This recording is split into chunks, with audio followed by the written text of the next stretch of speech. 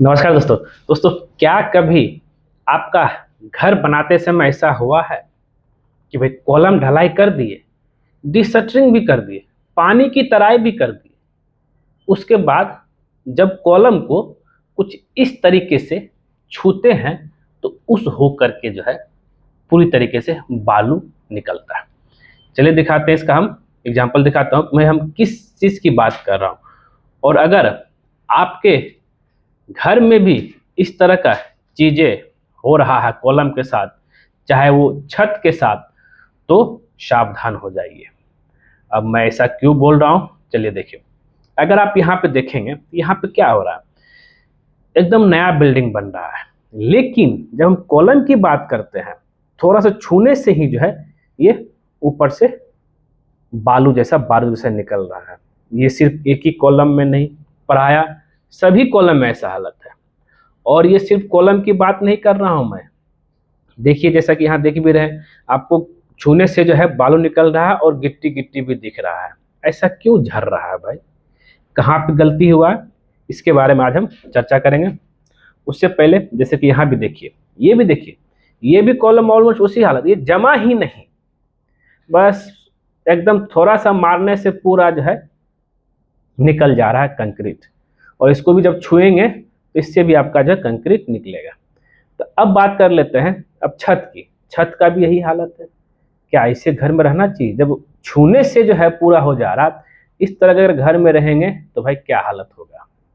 तो हाँ देखिए, सिर्फ हाथ छूने की बात कर रहा, हाथ छूने से कहाँ गलती हुआ, कोई किसकी गलती है, इस पे पूरा बताएंगे। वीडियो को लास्ट तक देखिएगा। तो देखिए अब क्या है कि रीजन, क्या रीजन हो सकता है for removing sand from the column. Column से जो है ये बालू जो है निकलने के पीछे क्या रीजन हो सकता है। देखिए पहला जो सिंपल सा है मिक्स रेशियो।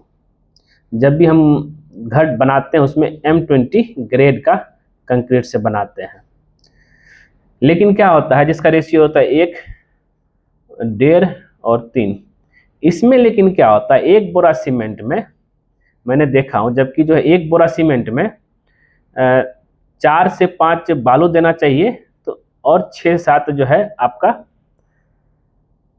गिट्टी देना चाहिए। तो इसमें क्या करता है कि एक बोरा सीमेंट में जो है 3 तगारी, तगारी की बात कर रहा हूं मैं, 8 तगारी बालू दे देता है और 8 तगारी गिट्टी, मतलब दोनों का रेशियो सेम कर देता है बालू और गिट्टी का। उसी के वजह से जैसा होता है मिक्स रेशियो की हम बात कर रहे हैं। मिक्स रेशियो मतलब कि सैंड की क्वांटिटी ज़्यादा हो जाने के वजह से जो है, और सैंड और गिट्टी क्वांटिटी ज़्यादा हो गया और सीमेंट क्वांटिटी कम हो जाने की वजह से ऐसा होगा। आपका जो M20 ग्रेड मेरा स्ट्रेंथ आना चाहिए वो आ जाएगा M10 के आसपास आ जाएगा। ऑब्वियस ही है, PCC की तरह हो गया ये। दूसरा है एक्सेस वाटर। अगर आप वाटर सीमेंट रेशियो, जहाँ पे हमको जो है एक बोरा में मान लिया कि 20 लीटर पानी देना है, उसके जगह पर आप 25 से 30 लीटर पानी दे दीजिए भाई कि क्यों, क्योंकि भाई कि हमको जो है कंक्रीट वाटर इस्तेमाल नहीं करना पड़ेगा। उससे क्या होगा कि भाई कि प्रॉपर तरीके से वो कंपैक्शन नहीं होगा, उसके वजह से भी एक रीजन है। तीसरा सबसे बड़ा रीजन है जो कि बहुत लोग नज़रअंदाज कर देते हैं, ये है कि भाई ओल्ड सीमेंट, पुराना सीमेंट इस्तेमाल कर लेना। पुराना सीमेंट जैसे कि आप सोचेंगे भाई कि हम तो डीलर से जो है आज ही लाए हैं, ठीक है, लेकिन क्या होगा कि ये डीलर के पास जो है 3 महीना ओल्ड रहेगा सीमेंट रहेगा, 3 मंथ ओल्ड सीमेंट रहेगा।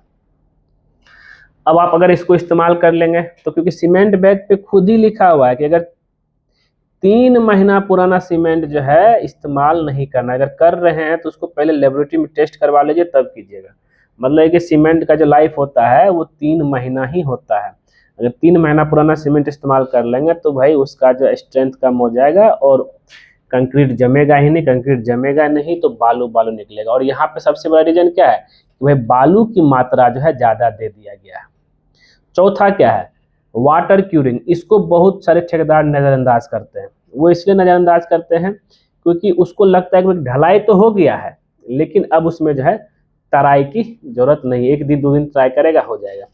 तो वाटर क्यूरिंग जो है कम से कम 10 to 14 डेज आपको करना ही करना है किसका? कंक्रीट का।